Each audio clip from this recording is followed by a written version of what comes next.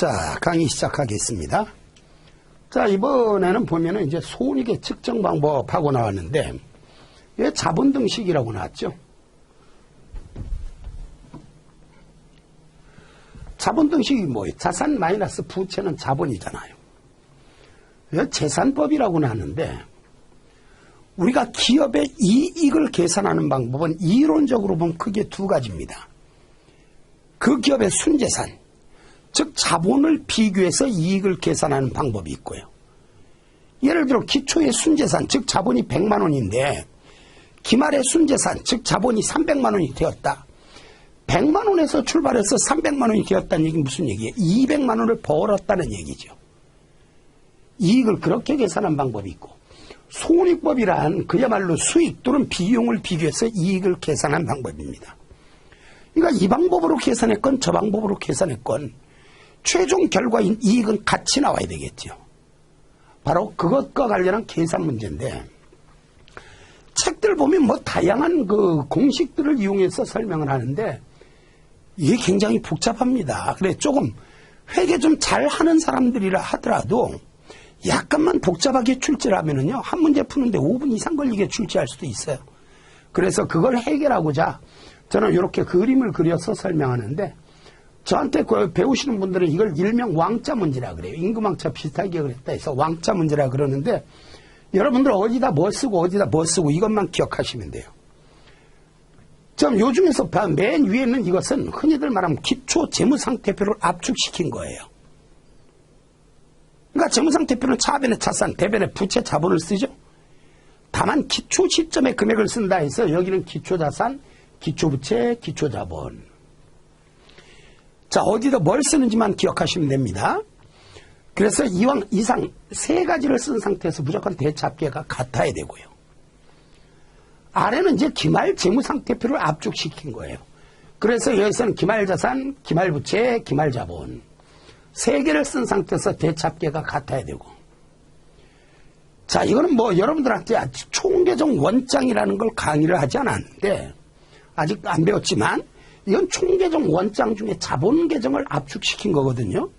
근데 여러분들은 뭘 압축시켰는가 이게 중요한 게 아니라 어디다 뭘 쓰는지만 알면 돼요.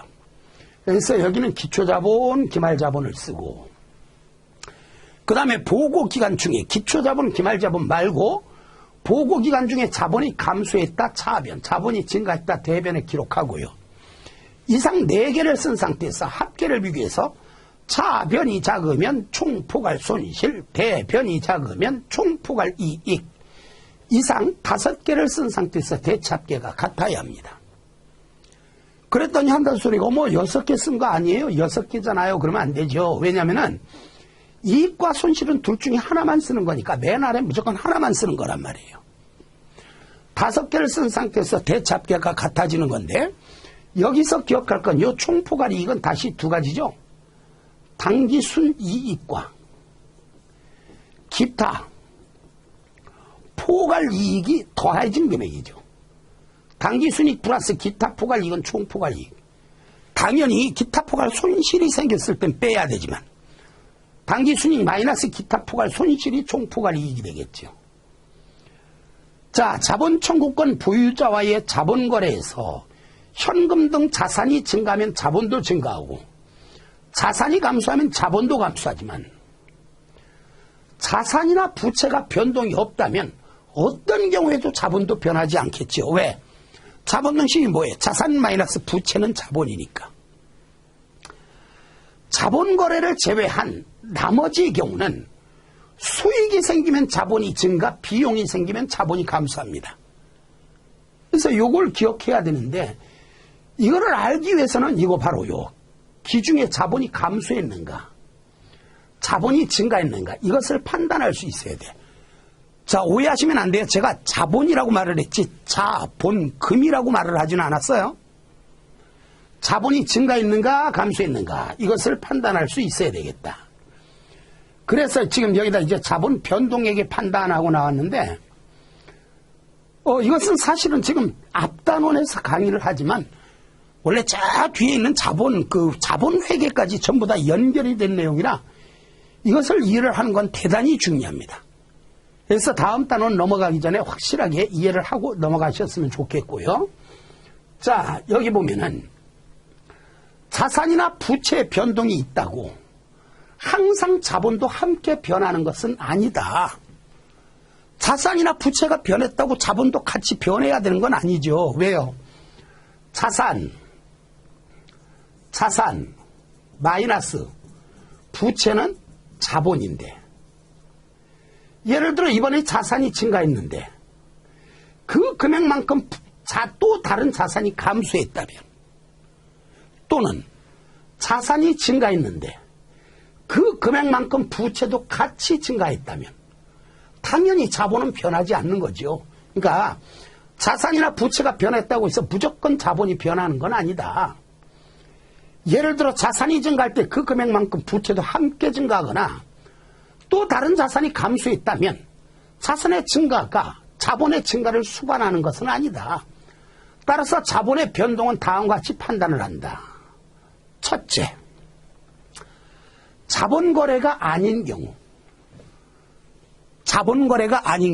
즉 주주와의 자본거래가 아닌 경우, 또는 우리가 자본의 분류 암기한 거 있단 말이에요. 그렇죠? 자본금, 자본이익금, 자본유지 조정, 기타 포괄손익 누계액, 이익잉여금, 그 자본 내에 있는 거, 그것끼리 이제 왔다 갔다 한 이 자본거래가 아닌 경우를 말하는데, 자본거래가 아닌 경우에는 자산이나 부채의 변동으로 인해서 수익이 생기면 자본이 증가, 비용이 생기면 자본이 감소합니다. 근데 자산이나 부채가 변했다 하더라도 수익이나 비용이 생기지 않는 경우, 여러분, 자산이나 부채가 변했다 하더라도 수익이나 비용이 생기지 않는 경우는 다시 얘기하면 이거예요. 자산 마이너스 부채는 자본인데 자산과 부채가 같은 방향으로 변했으면 당연히 자본이 변하지 않잖아요. 자산이 감소했는데 그만큼 부채도 같이 감소했다. 자본은 당연히 변하지 않죠. 또 자산이 증가했는데 그만큼 또 다른 자산이 감소했다. 당연히 자본은 변하지 않죠. 자본이 변하지 않았다. 수익이나 비용이 안 생긴다는 얘기죠. 그래서 자, 여기 보니까 자산이나 부채 변동이 있다 하더라도 수익이나 비용이 생기지 않으면 자본도 변하지 않는다는 거죠. 그 다음에 당기순이익은 다시 당기순이익과 총포괄이익은 항상 자본을 증가시킨다. 당기순이익과 총포괄이익은 항상 자본을 증가시킨다. 다만 당기순이익과 총포괄이익이 함께 주어진 경우, 자, 우리가 자본 변동이익을 판단해야 되는데 문제에서 당기순이익 얼마, 총포괄이익 얼마 함께 주어졌어요. 이럴 때는 당기순이익은 우리 무시하고 총포괄이익만 가지고 자본 변동이익을 판단하는 겁니다. 이유는 왜 그럴까요? 당기순이익 플러스 기타 포괄이익은 총포괄이익이잖아요. 결론 총포괄이익 안에는 이미 당기순이익이 포함되어 있는 거라니까요. 그러니까 자료에 당기순이익과 총포괄이익이 같이 나와 있더라. 당기순이익은 무시, 총포괄이익만 가지고 자본 변동이익을 판단한다는 뜻입니다. 자, 그럼 자본거래인 경우에는 어떻게 하느냐? 주주와의 자본거래에서는 자본거래로 인하여 자산이 증가하거나 부채가 감소하면, 무슨 얘기예요? 자산 마이너스 부채는 자본에서 부채가 변함이 없는 상태에서 자산만 증가하거나 자산이 변함이 없는 상태에서 부채만 감소하면 자본이 증가하는 거죠. 자본거래로 인해서 자산이 감소하거나 부채가 증가했다? 자본이 감소하는 겁니다. 그런데 이거 써놓기는 이렇게 써놨는데 머리 아파요. 머리 아프니까 여러분들은 이렇게만 기억하셔도 무방합니다. 자, 거래를 봤더니 자본거래예요. 주주와의 자본거래에서 주주한테 돈을 받았다. 정확하게 표현하면 모든 자산 부채가 다 변하면 그렇게 되는 건데, 시험과 관련해서 그냥 이것만 하나 기억하자니까요.